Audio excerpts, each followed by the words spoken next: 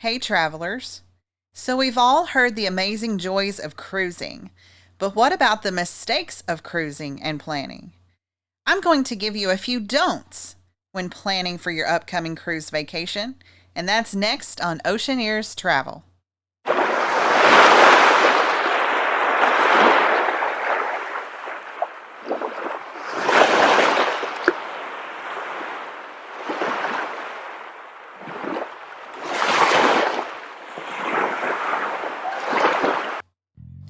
Hey guys, it's Robin from Oceaneers Travel, and today we are going to explore some don'ts so you don't make these mistakes when going on your next cruise vacation.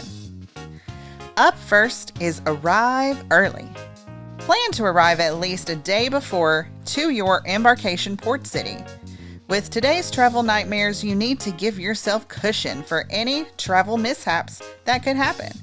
Delayed flights happen regularly these days, so save yourself some headache and plan to arrive at least a day early. Those hotel fees are well worth the peace of mind knowing you will board your ship on time. Cruise ships hold very tight schedules and will not wait for you. Also, the departure time does not mean that you can arrive at the port 10 minutes before. Most cruise lines require an all-aboard time of 30 minutes to 1 hour prior to departure. If you do not heed this advice, well, have fun watching the rest of us sail away. The next mistake people often make is not having the correct documentation. Your cruise documents will clearly explain what citizenship info is required.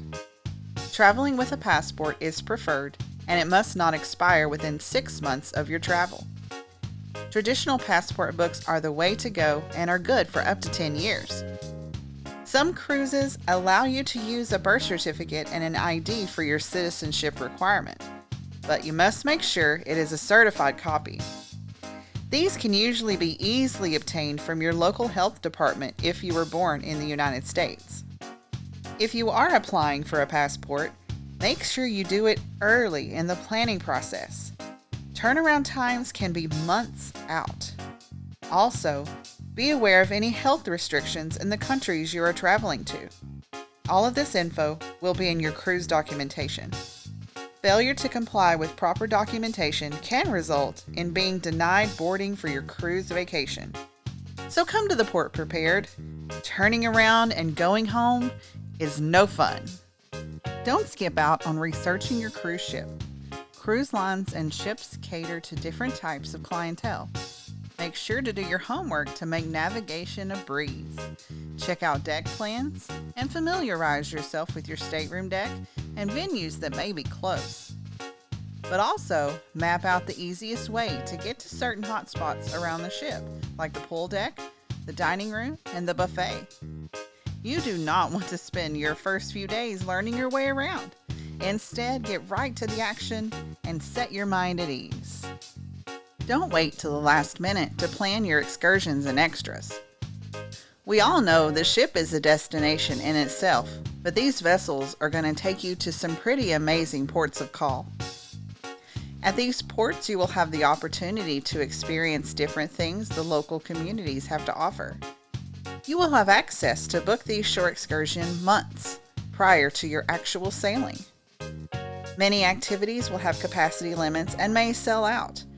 Most of the time, you can cancel and be refunded if you change your mind, so no need to worry.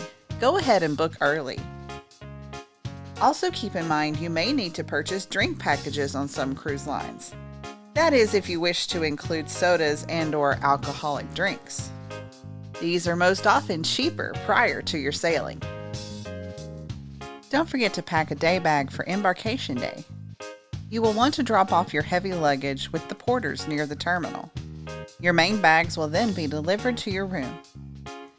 However, you want to keep a few essentials with you during the boarding process. Make sure to keep your boarding documents and identification close to ensure that you're on the ship as swiftly as possible. Also, having swimwear on under your clothes or in your day bag will allow your vacation to begin before everyone else. Restrooms are located on the pool deck for changing. Your stateroom will not be ready until 1 to 2 p.m., so take advantage of uncrowded pools, low wait times for water slides, etc. It's your vacation. Soak up every minute. Packing for a cruise can be very different compared to a land vacation.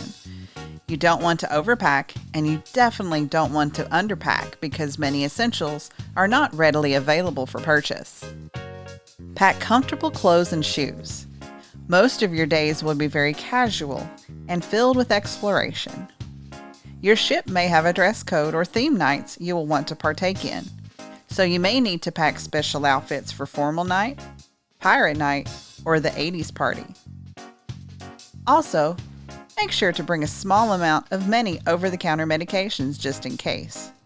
Things like Tylenol, ibuprofen, Pepto-Bismol, cough and cold medicines, seasickness medicines, and any medication for children, and a first aid supply are good to have on hand for any unexpected illnesses.